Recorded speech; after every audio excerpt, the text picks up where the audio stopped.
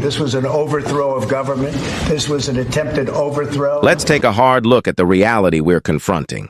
A twice impeached president, indicted 5 times and found guilty in a civil court, is mulling over another shot at the presidency. This is far from a theoretical situation, rather a very real dilemma we are grappling with. Despite the unparalleled nature of this scenario, the Democrats are steadfastly adhering to the letter of the law and preserving the integrity of our Constitution. On the other hand, the Republicans are not formulating any significant policy position, but are instead betting on the impending chaos. We were getting ready to win this election. Frankly, we did win this election. Certainly I will, and you know that.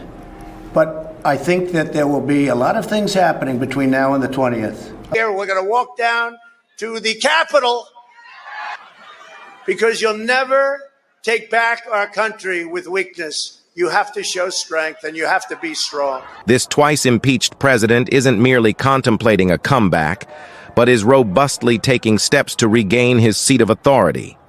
He is rallying his followers. We won with poorly educated. I love the poorly educated. Spreading misinformation and strategically placing biased state officials in key swing states.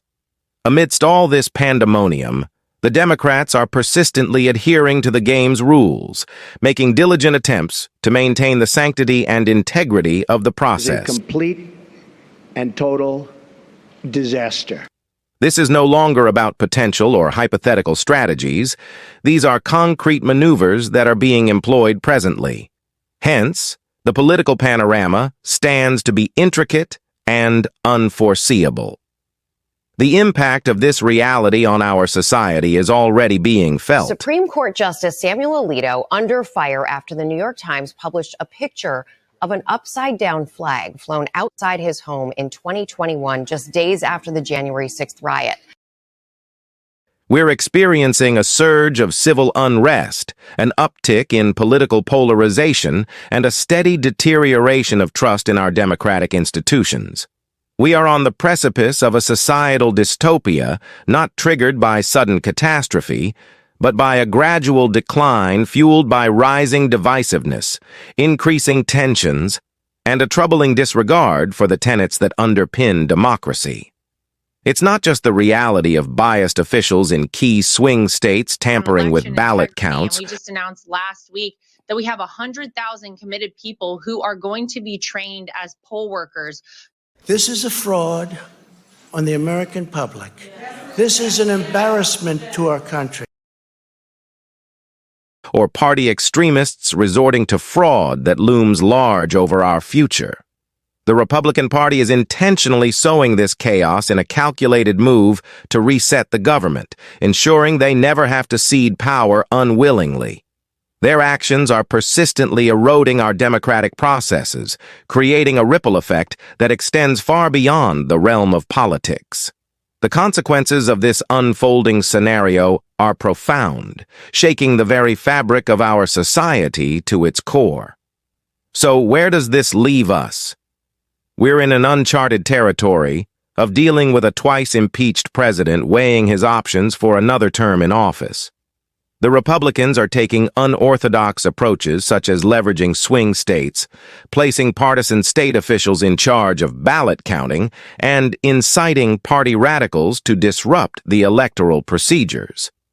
This breaks the conventional norms of the political game, leaving the Democrats at a disadvantage. The potential ripple effects on society are starting to show.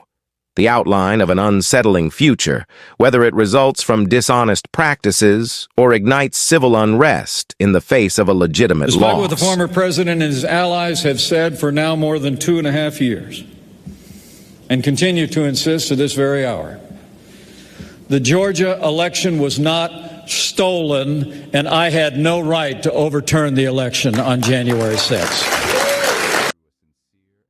Whether or not this scenario ever comes to pass, it's crucial for us to anticipate the possibilities and to brace ourselves for whatever may be looming on the horizon. And should the government sabotaging threat by Republican cultists miraculously be thwarted, I would like to nominate a new easily enforced fundamental state and federal monetary guideline to ensure that this could never happen again. By mandating all politicians' salary to be relegated to the median income of their state's working class population. That way we all know that our best interests will always be theoretically represented through a sincere and righteously devoted civil servant trusted by the people and for the people they represent. Please leave a comment with a better or additional condition that would best keep our country as great as it's always been. You don't have to like or subscribe, but please, for the love of God and country, get up off your asses and vote.